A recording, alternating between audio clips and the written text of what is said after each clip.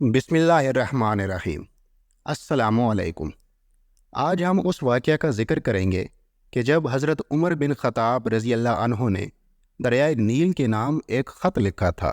دریائے نیل خشک ہو چکا تھا، وہ دریائے نیل جس کا پانی ٹھاٹھیں مارتا تھا اور مصر کے کھیتوں کو سیراب کرتا تھا، وہ دریا خشک ہو چکا تھا۔ مصر کے لوگ یہ دیکھ کر پریشان ہو گئے، ایسا پہلی بار نہیں ہوا تھا۔ ہر سال دریائے نیل خشک ہو جاتا تھا۔ مصر کے لوگوں کا کہنا تھا دریائے نیل ہر سال انسانی قربانی مانگتا ہے، جب وہ یہ قربانی دے دیتے تو دریائے نیل پھر سے ٹھاٹھیں مارنے لگتا، لوگ خوش ہو جاتے، ان کی کھیتیاں پھر سے لہلہانے لگتی۔ اب ایک بار پھر دریائے نیل خشک ہو چکا تھا، لوگوں کے چہرے پریشانی سے مرجھا گئے تھے۔ دریا اس بار پھر ان سے ایک انسان کی قربانی مانگ رہا تھا، وہ سب مجبور تھے۔ یہ ان دنوں کی بات ہے جب حضرت عمر بن عاص رضی اللہ عنہ نے مصر فتح کیا تھا۔ مصر میں فوجیں موجود تھیں۔ امیر المومنین حضرت عمر فاروق رضی اللہ عنہ نے مصر میں حضرت عمر بن العاص رضی اللہ عنہ کو گورنر مقرر کیا تھا، اور اس کے چند دن بعد ہی دریائے نیل خشک ہو گیا تھا۔ لوگوں کی پریشانی دیکھنے کے قابل تھی۔ لوگ دریائے نیل میں انسانی قربانی کی تیاریاں کرنے لگے۔ اب لوگ خوش تھے کہ دریا انسان کی قربانی کے بعد پھر سے بہنا شروع کر دے گا اور خوشحالی ہی خوشحالی ہوگی۔ آخر وہ دن بھی آ گیا جس دن ایک انسان دریائے نیل کی بھینٹ چڑھنے لگا تھا۔ لوگ صبح ہی صبح تیار ہو کر باہر نکل آئے جیسے عید کا سماں ہو۔ ہر شخص کے چہرے خوشی سے چلک رہے تھے۔ حضرت عمر بن العاص رضی اللہ عنہ دریائے نیل کے خشک ہونے کی وجہ سے سخت پریشان تھے۔ جب انہوں نے یہ سنا کہ لوگ دریائے نیل کی بھینٹ چڑھانے کے لیے ایک انسان کو قربان کرنے لگے ہیں تو وہ تڑپ اٹھے کہ یہ تو سراسر ظلم ہے۔ دریا کے لیے ایک انسان کو قتل کر دینا کہاں کی عقل مندی ہے۔ حضرت عمر بن العاص رضی اللہ عنہ اپنے چند آدمیوں کے ساتھ دریائے نیل کی طرف چل پڑے۔ وہ اس قربانی کو ہر حال میں رکوانا چاہتے تھے۔ جب وہ دریائے نیل کے پاس پہنچے تو انہوں نے وہاں عجیب سماں دیکھا۔ لوگ زرق برق کپڑے پہنے وہاں موجود تھے۔ ہر شخص کے چہرے پر خوشی تھی۔ جب ان لوگوں نے گورنر کو دیکھا تو حیران رہ گئے اور سوچنے لگے شاید گورنر بھی اس قربانی کو دیکھنے کے لیے آئے ہیں۔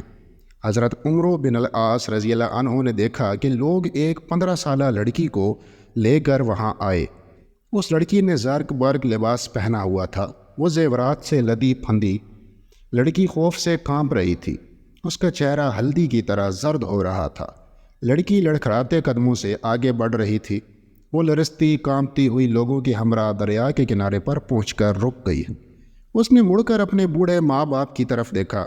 باپ کی آنکھوں میں آنسو تھے، وہ مجبور تھا۔ لوگ اس کی بیٹی کو گھسیٹ کر موت کے منہ میں دھکیل رہے تھے۔ وہ کچھ نہیں کر سکتا تھا، اپنی بوڑھی آنکھوں سے بیٹی کو موت کے منہ میں جاتے ہوئے دیکھ رہا تھا۔ لڑکی کی ماں تو غم سے نڈھال ہوئی جا رہی تھی۔ لڑکی ہاتھ چھڑا کر اپنے باپ کی طرف دوڑی۔ لوگ اس کے پیچھے بھاگ کھڑے ہوئے اور لڑکی کو پکڑا اور پھر سے دریا کے کنارے لے آئے۔ لڑکی رو کر لوگوں سے التجا کرنے لگی، مجھے چھوڑ دو، میں مرنا نہیں چاہتی۔ لوگوں نے اسے مضبوطی سے پکڑ لیا۔ اب حضرت عمر بن العاص رضی اللہ عنہ کے صبر کا پیمانہ لبریز ہو چکا تھا۔ وہ جلدی سے آگے بڑھے اور لڑکی کو ان لوگوں کی قید سے چھڑاتے ہوئے بولے، یہ سب کیا ہے؟ تم اس لڑکی کو کیوں ہلاک کرنا چاہتے ہو؟ لوگ گورنر کی بات سن کر پریشان ہو گئے۔ لڑکی بھاگ کر اپنے باپ کے پاس چلی گئی۔ لڑکی کی ماں نے آگے بڑھ کر اسے اپنے ساتھ لپٹا لیا۔ لڑکی سسکیاں لے لے کر رو رہی تھی اور ماں اسے چپ کرانے کی کوشش کرتے ہوئے خود بھی رو رہی تھی۔ لوگوں نے کہا، اے امیر، دریائے نیل خشک ہو چکا ہے، وہ ہر سال ایک انسان کی قربانی مانگتا ہے۔ یہ سن کر حضرت عمر بن العاص رضی اللہ عنہ نے ناگواری سے لوگوں کی طرف دیکھا، پھر پوچھا، کیا ہر سال یہ دریا اسی طرح خشک ہو جاتا ہے؟ لوگوں نے جواب دیا، ہاں، ہر سال دریائے نیل اسی طرح خشک ہو جاتا ہے، اور جب یہ خشک ہوتا ہے تو ہم ایک انسانی جان کی قربانی دیتے ہیں۔ اس کے ساتھ ہی دریا کا پانی بڑھنا شروع ہو جاتا ہے اور دیکھتے ہی دیکھتے دریا میں طغیانی آ جاتی ہے۔ حضرت عمر بن العاص رضی اللہ عنہ نے کہا، یہ تو ظلم ہے۔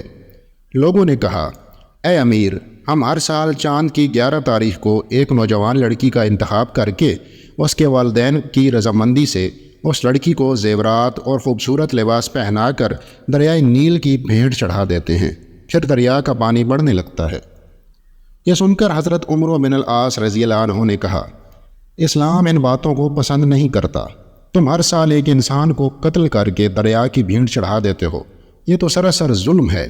اسلام ان فضول باتوں کو مٹانے کے لیے آیا ہے، آئندہ تم ایسا نہیں کرو گے۔ یہ سن کر لوگ بولے، پھر تو دریا خشک رہے گا، ہماری کھیتیاں برباد ہو جائیں گی، ہم بھوک سے مر جائیں گے، ہمارے جانور ہلاک ہو جائیں گے۔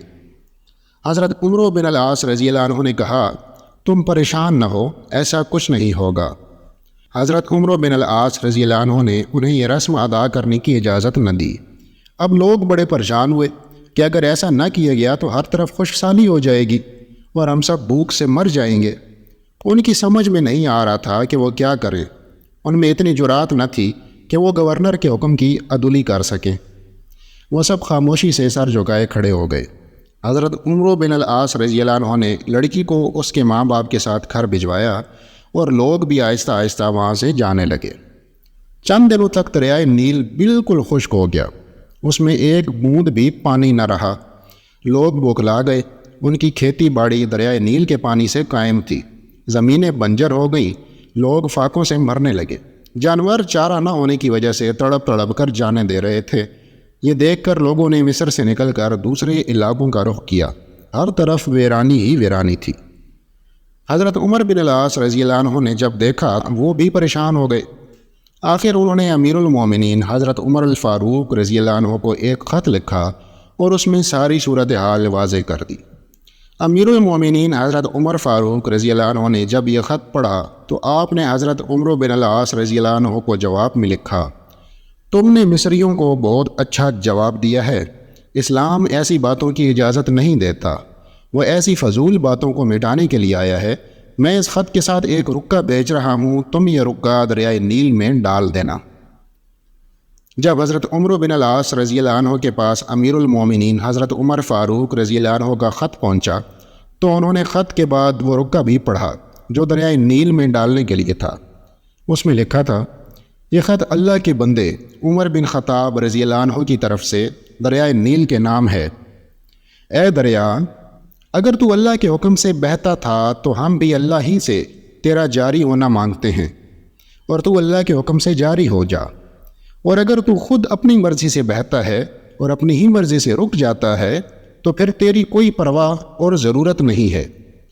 حضرت عمرو بن العاص رضی اللہ عنہ نے یہ رکہ دریائے نیل میں ڈال دیا اور واپس چلے آئے۔ جب صبح مصر کے لوگ بیدار ہوئے تو یہ دیکھ کر حیران رہ گئے، اللہ نے دریائے نیل کو اسی طرح جاری کر دیا ہے، بلکہ اب تو دریا میں پانی بہت چڑھ گیا تھا اور دریا میں طغیانی آئی ہوئی تھی۔ لوگ یہ دیکھ کر خوشی سے چلا اٹھے، دریا جاری ہو گیا، دریا جاری ہو گیا۔ اس دن سے اب تک دریائے نیل اسی طرح جاری و ساری ہے، ایک لمحے کے لیے بھی اس کا پانی خشک نہیں ہوا۔